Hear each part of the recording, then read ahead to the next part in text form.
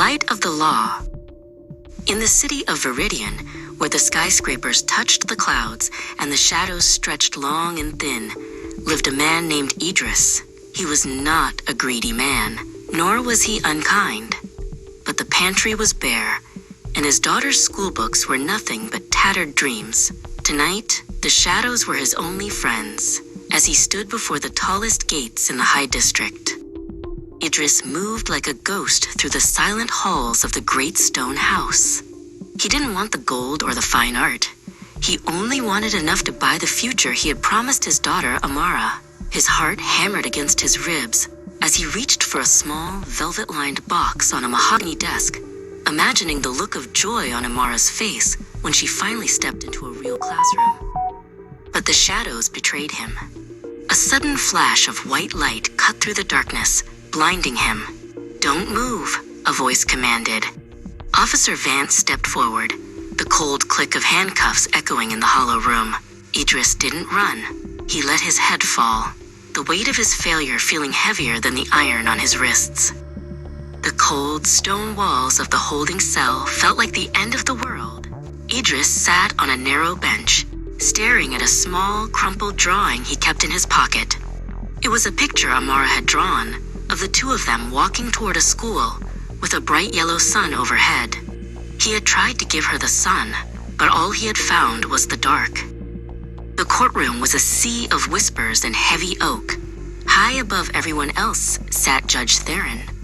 He was a man whose face was etched with the wisdom of 1,000 trials, his eyes sharp enough to see through any lie. He looked down at the file in front of him, then at the man standing in the dock, looking for the story behind the crime. When it was his turn to speak, Idris didn't offer excuses.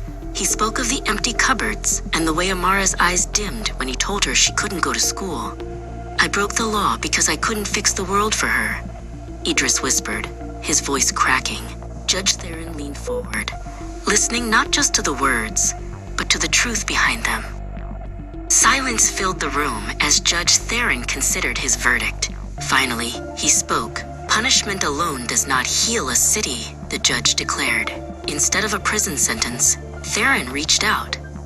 He arranged for Idris to take a job maintaining the city's grand libraries, and he signed a decree ensuring that Amara's education would be fully funded by the state. The day Idris returned home, he didn't come with stolen gold, but with a new start. He found Amara waiting by the door. When he told her she was going to school, they stood together in the doorway of their small home, the sunset painting the world in shades of orange and hope.